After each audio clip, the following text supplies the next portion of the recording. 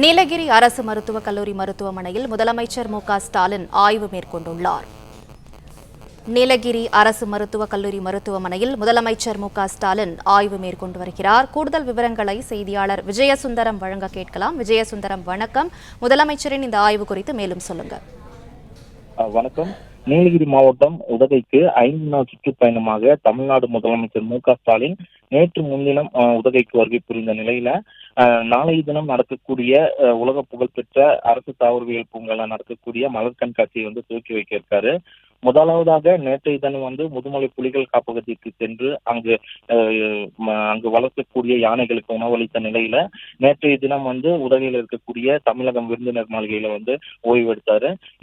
அதனைத் தொடர்ந்து இன்று தற்போது உதகை மருத்துவக் கல்லூரி மருத்துவமனை தற்போது ஆய்வு செய்து வந்துட்டு இருக்காரு. கடந்த மாதம் தமிழக முதலமைச்சர் மு.க.ஸ்டாலின் உதகையில் இருக்கக்கூடிய அரசு மருத்துவமனை மருத்துவக் கல்லூரியை திறந்து வைத்த நிலையில இன்றைய தினம் அங்கு நடக்கக்கூடிய செயல்பாடுகள்லாம் எந்த அளவுக்கு உள்ளது என்பது குறித்து ஆய்வு மேற்கொண்டு வந்துட்டு இருக்காரு. தற்பொழுது உதகை மருத்துவக் கல்லூரியில இருக்கக்கூடிய அந்த மருத்துவமனையில பொதுமக்களுக்கு எந்தவாறு சிகிச்சை அளிக்கப்பட்டு வருகிறது, அதிக அளவு மருத்துவர்கள் இருக்கிறார்களா, ஏதேனும் குறைபாடு உள்ளதா, மருத்துவமனையில செயல்பட்டு வரக்கூடிய நடவடிக்கைகள் குறித்து தற்போது ஆய்வு மேற்கொண்டு வந்துட்டு இருக்காரு.